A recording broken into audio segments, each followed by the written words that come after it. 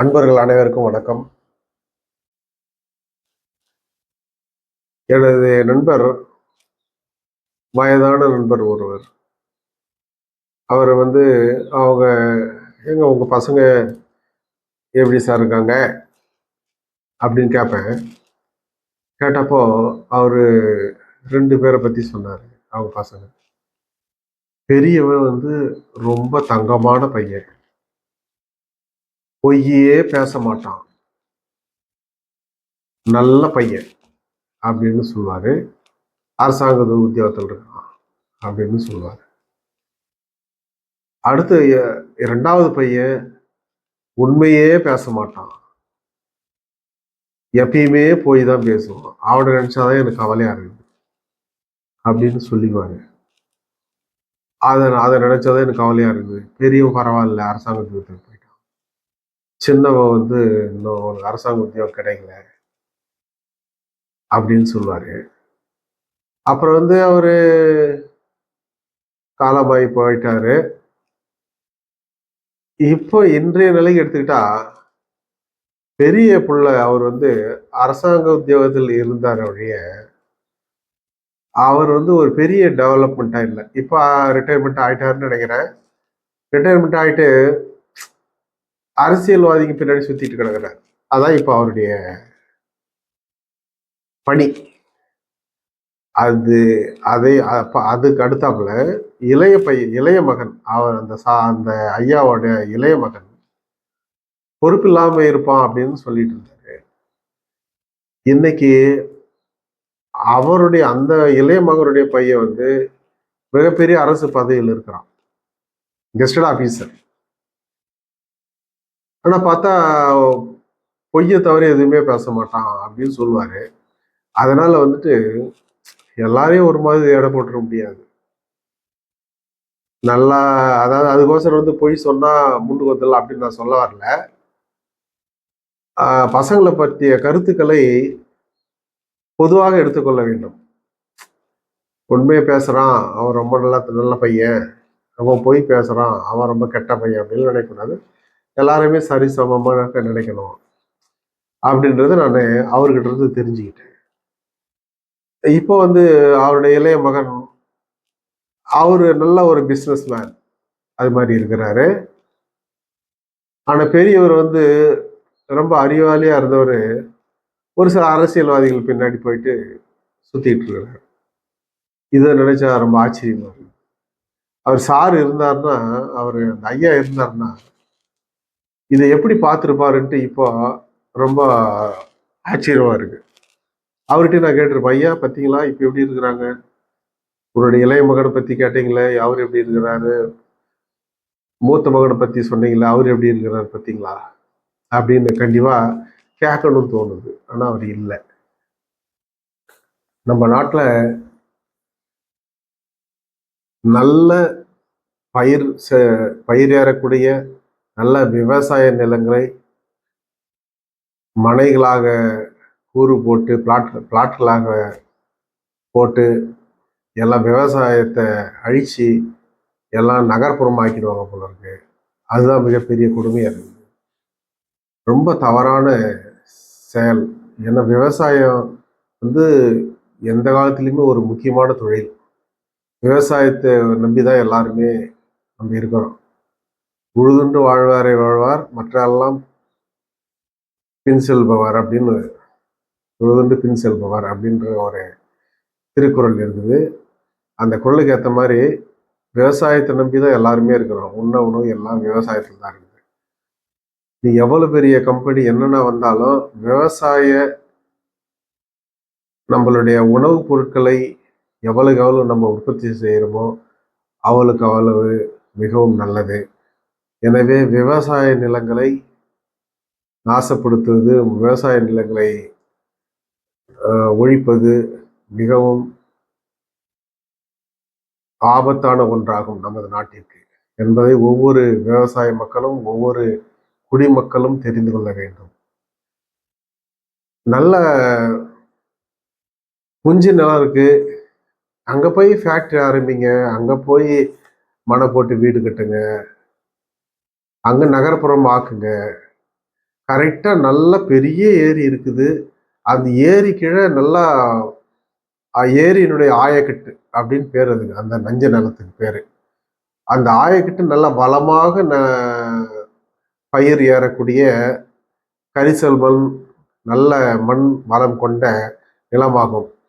அதுல வந்து பிளாட் போட்டு எல்லாம் பில்டிங் கட்டிட்டா அப்புறம் வந்து விவசாயம் எங்கதான் போய் பண்றது? கொஞ்ச நிலத்துல ஒரு காட்டுல போய் ஒரு பிரயோஜனம் இல்லாத நிலத்துல போய் நம்ம விவசாயம் பண்ண முடியும்? அதாவது பயிர்கள் விளை இதெல்லாம் வந்து நல்ல நிலத்துல தான் நம்ம வந்து விளைவிக்க முடியும். ஆனா கட்டிடம் கட்டுறது வந்து எந்த நிலத்துல வேணாலும் கட்டிடம் கட்டலாம். புஞ்ச நிலத்துல கட்டலாம். புஞ்ச நிலத்துல கட்டினாதான் வந்து நீரால் பாதிப்புகள் ஏற்படாமல் இருக்கும். இப்ப இந்த திருவண்ணாமலை எடுத்துட்டோம்னு வச்சுங்களேன். திருவண்ணாமலை பக்கத்திலேயே நாச்சிப்பட்டுன்னு ஒரு ஊர் இருக்கு. சென்ட்ரல்ல நொச்சிமலைன்னு இருக்கு. அந்த நொச்சிமலை கீழே ஆயக்கட்டு ஃபுல்லா எல்லாமே மனை போட்டு எல்லாம் வீடு கட்டாங்க. எல்லாம் வந்து அழகா நல்லா மிக அழகாக பயிர் ஏறக்கூடிய இடம். இந்த ஒரு 2-3 வருடங்களுக்கு முன்பாடி நான் உதவி செயற்பொறியாளராக திருவண்ணாமலை இருந்த பொழுது வெள்ள பெருக்கு ஏற்பட்டு அனைத்து வீடுகளும் இடுப்பளவு தண்ணியில எல்லாமே மூழ்கி போய் கிடந்தது. ஏன் அந்த மாதிரி பயிர் நெல் பயிர் இடக்கூடிய இடத்துல வந்து அங்க வந்து எல்லாம் வீடை கட்டிட்டா அப்புறம் பயிர் எங்க போய் வைக்கிறது? அதே மேடான பகுதி புஞ்சை நிலமா இருக்கிற பகுதியில போய் வீடு கட்ட வேண்டியது. இதை வந்து அரசாங்கம் வந்து இது ஒரு முறையான ஒரு சட்டத்தை கொண்டு வர வேண்டும். இல்லை என்றால் விவசாயம் அழிந்து கொண்டே வரும் காலப்போக்கில் என்பது யாராலும் மறுக்க முடியாத ஒன்றாகும். மற்றொரு உதாரணமாக எடுத்துக்கொண்டால் மதுராந்தகம் ஏரி. மதுராந்தகம் ஏரியினுடைய டைரக்ட் நேரடி பாசனம் வந்து 2000 ஏக்கருக்கு மேல இருக்கு. நேரடி பாசனம். இன்னும் மற்ற எல்லா பாசனமும் சேர்த்தா வந்து 7000 ஏக்கருக்கு வரும். ஏரிக்கரை மேல நின்று பார்த்தா அப்படியே பசுமையா இருக்கும். நல்ல பசுமையா இருக்கும். இந்த பயிர் ஏறக்கூடிய டைம்ல பார்த்தோம்னா அப்படியே கண்ணு கெட்டிய தூரம் பயிர்களாக இருக்கும். மிக அழகாக இருக்கும். அது காலப்போக்கில் அதை வந்து எல்லாம் வந்து கூறு போட்டு எல்லாம் வந்து பிளாட் ஆக்கி டவுன் ஆக்கிடுவாங்க. அப்படின்னா இப்போ வந்து ஒரு 180 கோடி மதிப்பீட்டுல வந்து அங்க வந்து புனரமைப்பு செய்யறாங்க. இந்த புனரமைப்பு செய்யறதால என்ன பிரயோஜனம் ஆயிடும்? வேஸ்ட் ஆயில போயிடும். அதை வந்து அந்த 7000 ஏக்கர் நிலம் வந்து நல்லா பயன்படக்கூடிய விளை நிலமா, நல்லா 3 போகம் விளையக்கூடிய நெல் பயிர் விளையக்கூடிய தஞ்சாவூர் நெற்களஞ்சியம் என்ற ஏரியா மாதிரி இந்த ஏரியாவுக்கு வச்சிருக்கலாமே. அதை வந்து காலப்போக்கில் வந்து அதை வந்து எல்லாம் வந்து அழிச்சு நகரமாக்கிடுவாங்க போல இருக்கு. இதுக்கெல்லாம் வந்து ஒரு முறையான ஒரு சட்டத்தை கொண்டு வர வேண்டும். இன்னும் மற்ற ஏரிகள் எல்லாம் கூட எல்லா ஏரியிலையுமே வந்து கரெக்டா ஏரிங்கிட்ட தான் வந்து பிளாட் போடணும்னு நினைப்பாங்க போல இருக்கு. அது வந்து கவர்மெண்ட்ல சர்டிஃபிகேட் வாங்க பார்த்து விவசாய துறையில இருந்து அக்ரிகல்ச்சர் டிபார்ட்மெண்ட் அவங்கிட்ட இருந்து பர்மிஷன் பில்டிங் கட்டுறதுக்கு பர்மிஷன் கொடுக்க பார்த்து அவங்ககிட்ட ஒரு சர்டிஃபிகேட் கொடுப்பாங்க. அவங்க வந்து இந்த இடம் 5 வருடங்களாக பயிர் இல்லாமல் இருக்கிறது, பயிர் எதுவும் வைக்கப்படாமல் இருக்கிறது அப்படின்னு சர்டிஃபிகேட் கொடுத்தா சரி. அப்படின்னா அது வந்து பயிர் வைக்கல, சரி கட்டடம் கட்டிக்கலாம் அப்படின்ற பர்மிஷன் கொடுக்கறதுக்கு அவங்க அங்கீகாரம் கொடுக்குற மாதிரி இருக்கு. ஆனா அந்த மாதிரி பயிர் வைக்காம இருக்கிறாங்கன்னா அது வந்து பெரிய பெரிய விவசாயத்தையே நம்பி இல்லாத ஆட்கள், பணத்துக்கு அதிபதியா இருக்கிறவங்க வாங்கி போட்டுட்டு விவசாயம் பண்ணி தான் அவங்க பழைக்கணுன்ற அவசியம் கிடையாது. அது மாதிரி ஆட்கள் தான் அது மாதிரி வச்சிருப்பாங்க. அது மாதிரி எவ்வளோ பேர் நிலம் இல்லாம பயிர் வைக்கிறதுக்கு ஏக்கம் கொண்டு எவ்வளோ பேர் இருக்கிறாங்க. அதனால வந்துட்டு 5 வருடத்திற்கு மேல் விவசாயம் செய்யாமல் இருந்தால் அந்த நிலத்தை அரசு கையகப்படுத்தும். அப்படி ஒரு சட்டத்தை போடுங்க. இதுல என்ன தப்பு இருக்கு? அரசு அந்த அந்த நிலத்தினுடைய மதிப்பை கொடுத்துட்டு அரசு ரெக்கவரி பண்ணுங்க. அரசு வந்து எடுத்துக்க நிலத்தை எடுத்துக்கிட்டு அடுத்து யார் விவசாயம் பண்ண வராங்களோ அவங்களுக்கு கொடுங்க. விவசாயம் தான் பண்ணணும். ஒரு ஏரியோட ஆயக்கட்டுன்னா அதன் அந்த ஏரியினுடைய பாசனத்திற்கு உட்பட்ட நஞ்சை பகுதி தான் ஆயக்கட்டு. அந்த நஞ்சை பகுதியில எக்காரணத்தை கொண்டும் வீடு கட்டுறதுக்கு அனுமதிக்க கூடாது. அது விவசாயம் மட்டும்தான் செய்ய வேண்டும் என்ற ஒரு சட்டத்திட்டத்தை எப்பொழுது எந்த அரசாங்கம் எந்த நாடு கொண்டு வருகிறதோ அப்பொழுதுதான் அந்த நாடு விவசாயத்தில் முன்னேறும். உணவு உற்பத்தியில் ஒரு தன்னிறைவு அடையும். எல்லாத்தையும் அழிச்சுக்கிட்டே வந்தாங்கன்னா நாட்டில் 70% எல்லாமே வந்து நஞ்சு நிலங்கள் எல்லாம் வந்து டவுனை மாறிடும். எல்லாம் வந்து மனைகளாக மாறிவிடும். புஞ்ச நிலத்தில் போயிட்டு போராட வேண்டியதுதான் பயிர் வைக்கிறதுக்கு அங்கே தண்ணி இல்லாமல். நஞ்சு நிலத்தில் வீடை கட்டிட்டு ஏரிங்க வீடை கட்டிட்டு ஐயோ வெள்ளத்தில் மூழ்குதே இடம் வெள்ளத்தில் மூழ்குதே அப்படின்ட்டு வெள்ள காலங்களில் புலம்ப வேண்டியதுதான். வெள்ள காலங்களில் தண்ணி இடுப்பெல்லாம் வருதுன்னா அந்த அந்த பக்கத்தில் அந்த ஏரியாவில் இருக்கிற இந்த சின்ன சின்ன உயிரினங்கள் பாம்பு அது மாதிரி போன்ற உயிரினங்கள்லாம் எங்கே போவோம்? அது வந்து வீட்டுக்குள்ளே பூந்துவோம். அது மாதிரி தான் எல்லாம் நடக்குது. இந்த நொச்சிமலை அந்த அந்த ஏரியாவில் அது மாதிரி தான் ரொம்ப அவஸ்தைப்பட்டாங்க. எல்லாம் வீட்டில் இருக்கிறதே பயப்பட்டாங்க.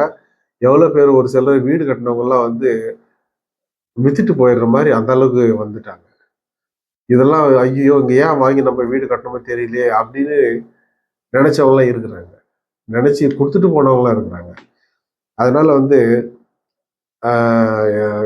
அதை முட்டாள்தனமாக பயன்படுத்துவதற்காக பின்பு அவஸ்தைப்படுவது எதற்காக? அதனால வந்து முதல்ல இருந்தே வந்து அதை விளைநிலத்தை விளைநிலமா பயன்படுத்தணும் அப்படின்றத நான் வந்து சொல்லிக்கொள்ள விரும்புகிறேன். நான் முன்பு சொன்னது போன்று ஏரி பாசனத்தை சிறப்பாக செயல்படுத்திட ஏரி நீர்வரத்து கால்வாய்களை அரசாங்க நீர்வரத்து கால்வாய்களாக இருக்க வேண்டும், அவசியம் இருக்க வேண்டும். பட்டாவிலிருந்து நீர்வரத்து கால்வாய் வருதுன்னா அதுக்கு வேண்டிய நிலத்தை நம்ம வந்து நில எடுப்பு செய்து அதை அரசு நிலமாக அரசு நீர்வரத்து கால்வாயாக கொண்டு வர வேண்டும். அது மிக முக்கியமான ஒன்று. ரெண்டாவது, ஏரியின் கீழ் ஏரியினுடைய ஆயக்கட்டு பகுதியில் பயிர் வைக்காமல் இருக்கிற நிலத்தை அரசு கையகப்படுத்த வேண்டும். எடுத்துக்கொள்ளும் 5 வருஷத்துக்கு பயிர் வைக்கலாம் அரசு எடுத்துக்கொள்ளும் உங்களுக்கு உரிய தொகை வழங்கி அப்படின்னா எல்லாம் பயந்து போயிடும். ஒழுங்காக பயிர் வைப்போம். ஐயோ நல்லா நம்ம கை விட்டு போயிட்டு விளைச்சல் நல்லா பெருக்கும், பயிர் நல்லா ஏறும். இந்த மாதிரி சட்டங்களை அட்லீஸ்ட் யோசனையாவது செய்யுங்களேன் என்பதை மிகவும் அன்புடன் பணிவுடன் கேட்டுக்கொள்கிறேன். இப்போ வர வர இந்த காலத்தெல்லாம் பருவமழைகள் மாறி மாறி பெய்கின்றன. கோடை மழை என்பது சித்திரை மாசத்துக்கு மேலதான் வரும். ஆனா இப்பயே பார்த்தா காற்றழுத்த தாழ்வு மண்டலம் உருவாகி இருக்கிறதுன்றாங்க, மழை பெய்ய போகுதுன்றாங்க. சவுத் சைடு மழை இருக்குது, மழை நல்ல மழை பெய்யக்கூடும் அப்படின்லாம் வானிலை அறிக்கைகள் வருவதை நாம் பார்த்து கொண்டிருக்கிறோம். அதனால் சென்னையில் இந்த வருடம் எந்த அளவிற்கு வெள்ளத்தால் பாதிக்கப்பட போகிறார்கள் என்று தெரியவில்லை. ஆட்சியாளர்கள் மற்ற அரச உயர் அதிகாரிகள் அதை பற்றி எதுவுமே சிந்திக்காமல் இருக்கிறார்கள் என்பது நன்றாகவே தெரிகிறது. பொதுவாக நான் வந்து நீர்வளத்துறையில் ஒரு பொறியாளராக இருந்ததுனால நான் ஒரு சில எப்படி நடந்துக்குவாங்க உயர் அதிகாரிகள் அப்படின்றத சொல்கிறேன். கரெக்டாக அக்டோபர் மாதம்தான் நமக்கு வந்து மான்சூன் வின்டர் மழைக்காலம் ஆரம்பிக்குன்னா செப்டம்பர் மாதம்தான் ஐயோ அடுத்த அடுத்த மாதம் வெள்ளம் வரப்போ வெள்ள காலம் மழைக்காலம் ஆரம்பிக்குதே, உடனே ரிப்போர்ட் மேல இருந்து கேட்பாங்க. ரிப்போர்ட் மேல ரிப்போர்ட்னா என்ன ரிப்போர்ட்னா, ஏரி உடைந்தால் மணல் மூட்டைகள் ரெடியாக வைத்திருக்கிறீர்களா, சவுக்கு கொம்பு வைத்திருக்கிறீர்களா, ஃப்ளட் ஸ்டாக் மெட்டீரியல்ஸ் எல்லாம் கரெக்டா இருக்குதா, 4-5 மாதத்திற்கு முன்னாடி எங்கெங்க வீக் போர்ஷன் இருக்குதோ அதெல்லாம் கட்டுங்க அப்படின்னு சொல்ல மாட்டாங்க. செப்டம்பர் மாசத்துல தான் வந்துட்டு மணல் மூட்டை வச்சுக்கிறீங்களா, சவுக்கு கொம்பு வச்சுக்கிறீங்களா, எல்லாம் கட்டுறதுக்கு ரெடியா இருக்கிறீங்களா. அதாவது எப்படிதான் இந்த மாதிரி இருக்கிறாங்க தெரியல. கரெக்டா நான் ஒரு வருஷம் பார்ப்பேன். ஆனா வந்து அதுக்கு முன்ன வருஷம் வந்து அஃபெக்ட் ஆன ஏரியாலாம் போட்டோ எடுத்துலாம் அனுப்பிச்சு வச்சிருப்போம். அதுக்கு வந்துட்டு இந்த வருஷம் கட்டுங்கன்னு ஃபண்டும் வராது, எதுவும் நிதியும் ஒதுக்க மாட்டாங்க. அதை பத்தி சுத்தமா மறந்துடுவாங்க. மறந்துட்டு செப்டம்பர் மாசம் சுடதண்ணியை காலில் ஊத்திக்கிற மாதிரி எகிரி குதிப்பாங்க. மாவட்ட ஆட்சியர்ல இருந்து எல்லாருமே. அதுக்குன்னு உடனே ஒரு கண்ட்ரோல் ரூம், உடனே எல்லா டிபார்ட்மெண்ட்லேருந்து ஒருத்தர் அங்கே போய் உட்காந்துக்கணும் மழை காலத்தில். இதை வந்து முன்னாடி மீட்டிங் போட்டு ஆய்வு கூட்டம் நடத்தி, என்ன போன வருஷம் எந்தெந்த இடத்துல உடைஞ்சது அங்கெல்லாம் கட்டிட்டீங்களா அப்படின்னு இது வரைக்கும் எந்த மாவட்ட ஆட்சியர்களும் கேட்டது கிடையாது, எந்த தலைமை பொறியாளரும் கேட்டது கிடையாது, எந்த அமைச்சர்களும் பார்த்தது கிடையாது. இதெல்லாம் நினைச்சா ரொம்ப ஆச்சரியமா இருக்கு. இது இந்த அளவுக்கு ரொம்ப பொறுப்பாக செயல்படுறாங்க. நாங்க போய் கீழே வந்து கத்திட்டு கிடப்போம். வேலையை பாருங்க, அரசாங்கத்துக்கு நிதி கொடுத்ததானே கட்டுறதுக்கு அப்படின்னு சொல்லுவார் என்னுடைய உயர் அதிகாரி. நான் அது ரிப்போர்ட்டை வாங்கிட்டு தான் இருப்போம். அது போயிட்டு ஃபைலில் ஏறிடும், அவ்வளோதான். கிட்டத்தில் வந்து தான் வந்து ரொம்ப பெரிய போராட்டமாக பண்ணுவோம். 24 மணி நேரமும் அலர்ட்டாக இருக்க வேண்டும், ஏப்ரல் மாதம்லாம் தூங்கலாம், செப்டம்பர் மாதம் தான் அலர்ட்டாக இருக்கணும், ஏப்ரல் மாதத்துல யாரும் கேட்க மாட்டாங்க. ஏப்ரல் மேலாம் அவங்க பாட்டுக்கு ஹாயா இருக்கும். சென்னையிலேயும் இதே மாதிரி. அதனால்தான் வந்து வெள்ளத்தால் மக்கள் பாதிக்கப்படும். இப்போ வந்து பல பல வேலைகளை பார்த்து கொண்டிருக்கிறார் எல்லாருமே, அரசு அதிகாரிகளும் சரி, ஆட்சியாளர்களும் சரி, எல்லாருமே. இதுல மாற்று கருத்து எதுவுமே இல்லை. அனைத்து அதிகாரிகளும், அனைத்து ஆட்சியாளர்களும், அனைத்து அரசு இயந்திரமும் எல்லாமே தான் சென்னை வெள்ளம் வந்தால் என்ன செய்வது அப்படின்ற கருத்து எதுவுமே இல்லை. என்ன கேட்டோம்னா அது மாட்டும் எஸ்டிமேட் போட்டிருக்கிறாங்க, எல்லாம் சாங்ஷன் பண்ணியாச்சு, டெண்டர் வச்சாச்சு, அது மாட்டும் நடக்கும் அப்படின்னு சொல்லுவாங்க. ஆனா வெள்ள காலத்தில் தான் நைட்டு 12 மணிலாம் போய் இன்ஸ்பெக்ஷன் போவாங்க. இப்பெல்லாம் யாரும் போய் பார்க்க மாட்டாங்க. அது நம்ம நாட்டினுடைய தலையெழுத்தாகி போச்சு. எந்த ஆட்சியாளர்கள் குறை சொல்றேன் இல்லை, எந்த ஆட்சியாளர்கள் வந்தாலும் அப்படிதான், எந்த ஆட்சியாளர்களும் அப்படிதான். செப்டம்பர் மாசம் தான் உங்களுக்கு ஞாபகமே வரும் மழை வரப்போகுது. வெள்ளத்துல எல்லாம் தண்ணி மிதக்க பார்த்து தான் வந்து அந்தந்த தொகுதிக்கு போயிட்டு எல்லாரும் விசிட் அடிப்பாங்க. விசிட் போகலன்னா மக்கள் ஓட்டு போட மாட்டாங்களே, கோச்சிக்குவாங்களே அப்படின்றதுக்கோசரம் அப்பதான் வந்து எல்லாம் வேட்டியை வரிஞ்சு கட்டிக்கிட்டு எல்லாம் போறது வர்றது. இது வந்து எப்பொழுதில்லை, 50 ஆண்டுகளாக இதான் நடைபெற்று கொண்டிருக்கிறது. இதற்காக விடிவு காலம் எதுவுமே இல்லை. இதுக்கு நிரந்தர தீர்வுகள் இருக்கின்றன. அதை யாரும் முயற்சி செய்து அதை முயற்சி செய்து இந்த திட்டங்களை உருவாக்க வேண்டும் என்ற திட்டம் நம் யார்கிட்டையுமே அதை வந்து யோசனையே பண்றதில்லை. நான் தான் ஏற்கனவே சொல்லியிருக்கேன், எல்லாம் வந்து ரிட்டையர் ஆகிறவங்க வராங்க, வந்த கையோட அவங்க பாட்டுன்னு ஓய்வு பெற்று போயிடுறாங்க, அதோட முடிஞ்சு போச்சு. இருக்கிற காலத்துல வந்துட்டு அதை பத்தி கண்டுக்க மாட்டாங்க, வெவ்வேறு வேலைகளை பார்த்துக்கிட்டு இருப்பாங்க. இன்னும் வந்து 2 3 வருஷம் தான் இருக்குது நம்ம ரிட்டையர்மெண்ட்டு அப்படின்றத மற்ற வேலையை பார்த்துக்கிட்டு இருப்பாங்க. அதுமாரி போயிட்டு இருந்தது. எப்போதான் இது விடிய காலம் வரும்னு தெரியல. ஆனால் என்னை பொறுத்தவரையில் நிச்சயமாக சென்னையை சிங்கார சென்னையாக மாற்ற முடியும். ஒரு ஒரு ஒரு ஒரு 6 அடி தண்ணி சும்மா ஒரு 4 அங்குலம் தள்ளி நிற்காத அளவு எல்லா இடங்களையும் சீரமைக்க முடியும். ஆனால் அதுக்கு வேண்டிய திட்டங்களை செயலாக்கத்திற்கு கொண்டு வர வேண்டும். அது திட்ட பணிகள் முறையாக செய்யப்பட வேண்டும். இது மாதிரி இருந்தால் எந்த அமெரிக்கா, ஜப்பான், பிரான்ஸ் எந்தெந்த நாடுகள்லாம் இருக்கு, சிங்கப்பூர், எல்லா நாடு மாதிரி நம்மளும் இருக்கலாம். கண்டிப்பாக சிங்கார சென்னையாக மாற்ற முடியும். மிக அழகான நகரமாக மாற்ற முடியும். அதில் ஒன்றும் சந்தேகமே கிடையாது. அதை முறையாக செயல்படுத்த வேண்டும். அதாவது பூகோள அமைப்புப்படி சென்னை மிகச்சிறந்த